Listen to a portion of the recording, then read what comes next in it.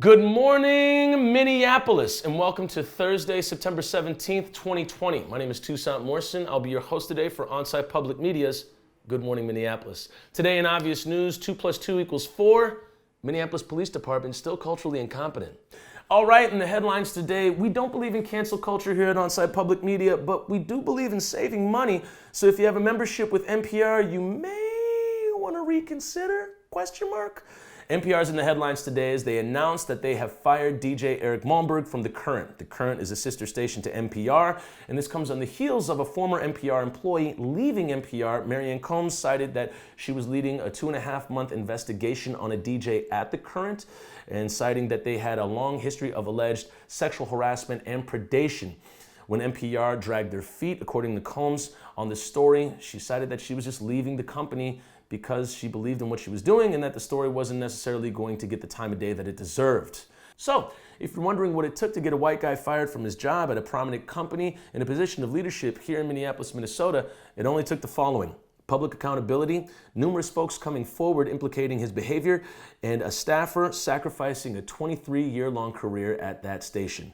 The funny part is at the end of the post from NPR, they mentioned in a small, cute little paragraph, "Donate today. A gift of $19 goes a long way. Support NPR," which is another way of saying, look, man, all these allegations just really got me strapped for cash. Like, I know I messed up. Come on.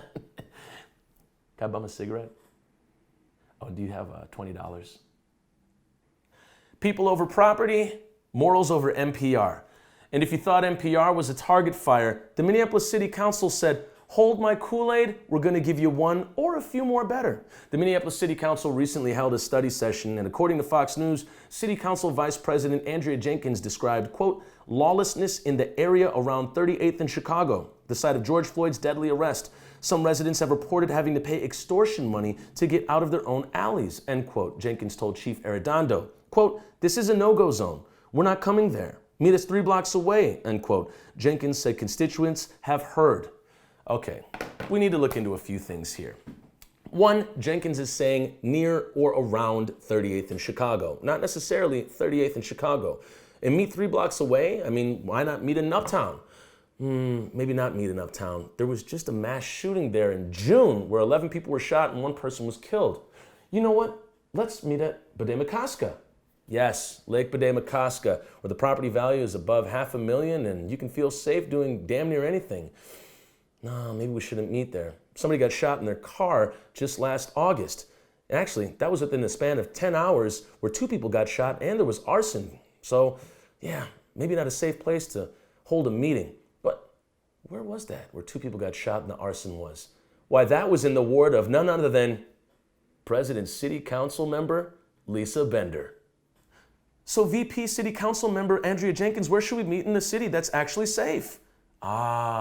I know, 38th in Chicago, right on the corner of, not near or around, right on the intersection of 38th and Chicago, where there's 2 community meetings a day, black youth frolic through the streets, there's no cops allowed, and also the community has input. You see, Andrea Jenkins, what you left out when Chief Arredondo was asking you for 400 more officers and you were using trigger words such as intimidation, extortion, and drug dealing, was you left out a major murder that occurred right on 38th in Chicago. That was, I forget what it, wasn't that long ago. It was May 20th. Say his name. All that being said, Andrea Jenkins seems to have the propensity to go Star Tribune and PBS all within the same wind of her speech. Star Tribune is in referencing violence when it's within the same stratosphere as black folks, and then PBS when it happens in white folks' neighborhoods. Silent. However, the city council seemed to have gone full NPR on us, going back and forth. A month ago it was defund the police, and now it's sugar daddy the police with the new temporary 3rd precinct in the Seward neighborhood, racking up a tab to $4.8 million.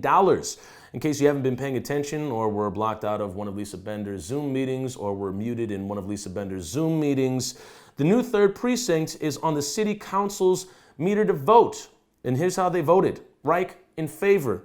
Gordon, opposed. Fletcher, opposed. Cunningham, opposed. Ellison, opposed. Osman, in favor. Goodman, in favor. Jenkins, in favor. Cano, opposed. Bender, in favor.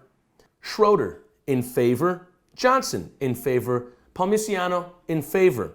If you had the time and resistance to falling asleep while City Council fully moonwalked back their Defund the Police soundtrack, you also heard City Council member Alondra Cano say this.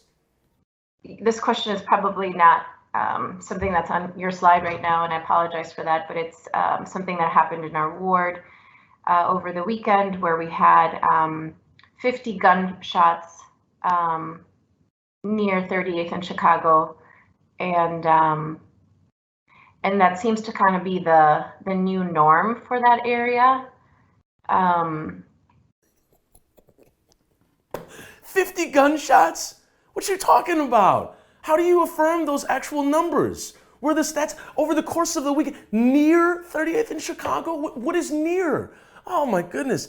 And you're telling this all to Arredondo after you were telling him to defund the police. Now you're like, come help us, Arredondo, please. Okay, so Alondra, again, the word near 38th in Chicago. Was it at 38th in Chicago or was it not? Like, be more specific. If you knew there was 50 gunshots, you assuredly know if it was at 38th in Chicago or not. Also, this is funny coming from somebody who gave up their engagement responsibilities in 38th in Chicago to Andrea Jenkins, yet won't deal with the murder that occurred in her own ward. Ooh, you thought we forgot about Calvin L. Horton Jr. Yes, a black man, Calvin L. Horton Jr., was shot and killed by a white man, John Ripple, in Ward 9, right in Alondra Cano's backyard. That being said, when Calvin L. Horton Jr. was murdered by John Ripple, the owner of Cadillac Pawn, days after George Floyd was murdered by the Minneapolis Police Department, you can find Alondra Cano singing Kumbaya and Defund the Police at Powderhorn Park, yet never heard her say anything about Calvin L. Horton Jr., something that happened in her own ward. That being said, John Ripple walked out of jail 2 days later and has not been held accountable for murdering Calvin L. Horton Jr. Yet, we don't find anywhere that Alondra has said or taken any action on that injustice. Yet, she wants to say 38th in Chicago as if it's the entirety of the south side of Minneapolis. Was it 38th in Chicago or was it not? Also, reports say that the wall has been bulldozed. Yes, we repeat, the wall has been bulldozed.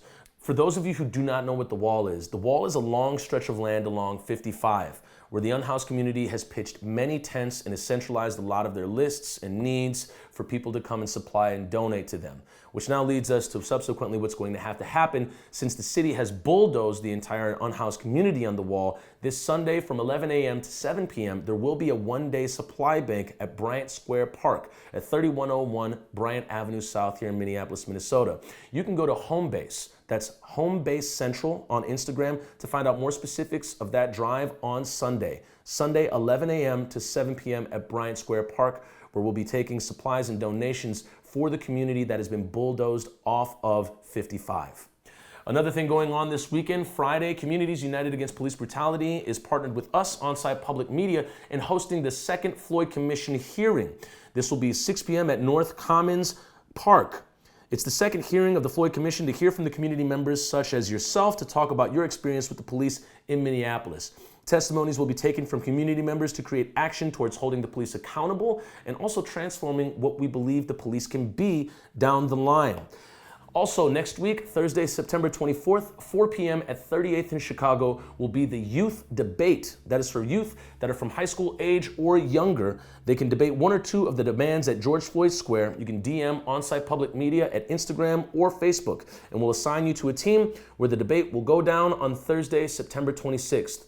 Also, this Sunday at 4:30 p.m. on 38th in Chicago, the Youth Open Mic will be occurring again, and there will be a special guest performing a live performance for everybody at 38th in Chicago. That's 4:30 p.m. this Sunday. We hope that you can make it.